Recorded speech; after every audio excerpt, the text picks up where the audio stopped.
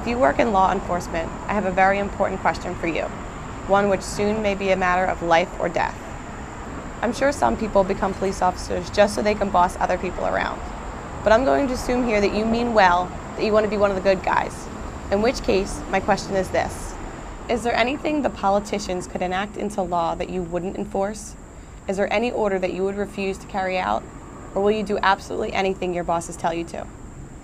In the U.S., police have already obeyed orders to fine or arrest people for a wide variety of harmless activities, such as dancing at the Jefferson Memorial or having a vegetable garden in their front yard. Police have even gone so far as to execute violent paramilitary raids on food co-ops and organic farms. For decades, police have been carrying out armed home invasions, forced property confiscations, and other acts of violence against people who weren't hurting anyone, but who engaged in behaviors or habits which lawmakers have arbitrarily declared to be illegal. You may be comfortable in assuming that you'll never receive an order to do something truly immoral, but the fact is, with every order you receive, you have a choice between obeying without question or relying on your conscience. No doubt there were cops a few years ago who never expected to be ordered to disarm innocent people, to do door-to-door home searches without warrant or probable cause, or to detain and interrogate people for merely driving down a road. Yet police have since been ordered to do all of these things, and almost without exception they obeyed. So it's not unreasonable to ask, is there any point at which you will draw a line and say, no, that I will not do? And if you won't draw such a line anywhere, if you will do absolutely anything your political masters tell you to, how are you any different from the enforcers of Soviet Russia, Red China, or Nazi Germany? You may be tempted to say, I don't make the law, I just enforce it. Or to argue that if some legislature, court, or some authority above you says it's okay, then it must be. But keep in mind that this is exactly what the thugs of every tyrannical regime in history said to justify their actions.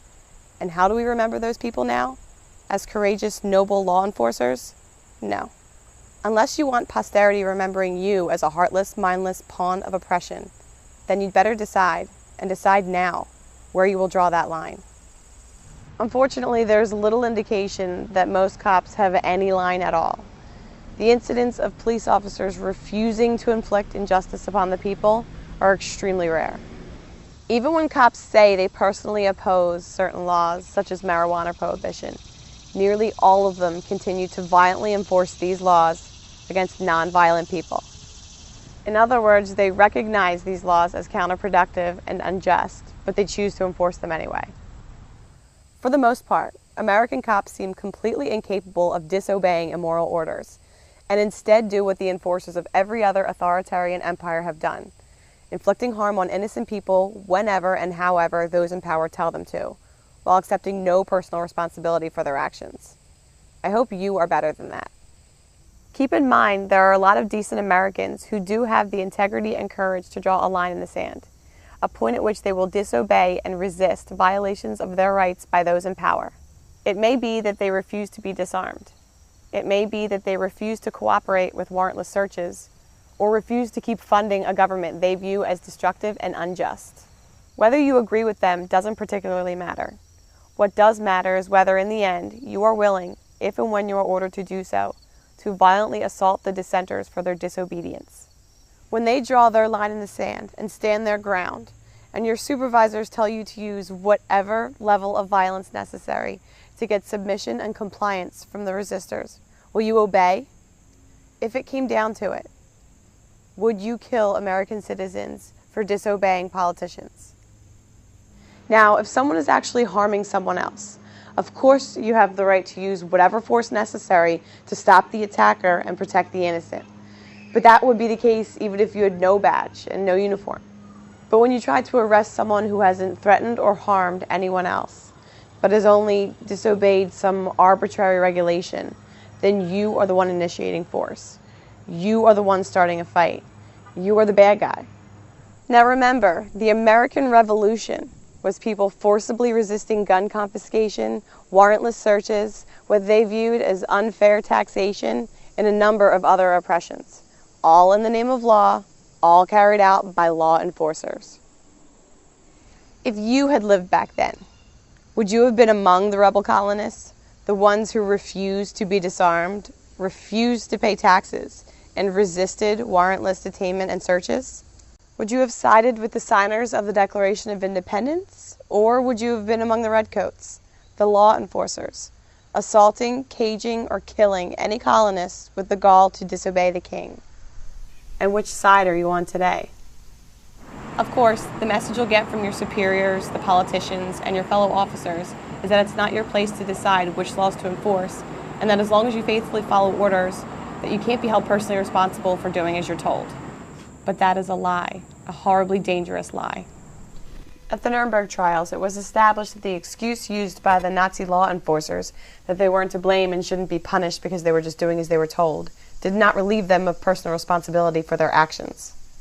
And make no mistake, if you choose to blindly obey unjust commands, and one day your intended victims decide to fight back, saying that you're just doing your job will not make you bulletproof. It may be your own life you save by deciding now at what point you will choose to be a moral, responsible human being instead of just an obedient pawn of those in power. Ultimately, only you can answer the question of where you will draw that line. But really, the only moral, rational answer is this. If something would be wrong for you to do without a badge, then you shouldn't do it with one either. The idea that uniforms and legislation can give you special rights is both false and horribly dangerous. Nearly every large-scale injustice in history was committed by people who wrongly imagined that their position of authority made it okay for them to do things that other people have no right to do. Like everyone else, you have the right to use force to stop attackers and protect the innocent, and when you do that, you are the hero. But you have no right to be the attacker, even if it's your job, and even if the aggression is called law. Always, in every situation, you and you alone are responsible for what you do. Wearing a badge and a uniform and doing whatever you're told does not make you brave and noble or deserving of any respect. Just following orders is a coward's excuse. If your job requires you to assault or cage people who haven't threatened or harmed anyone, then quit.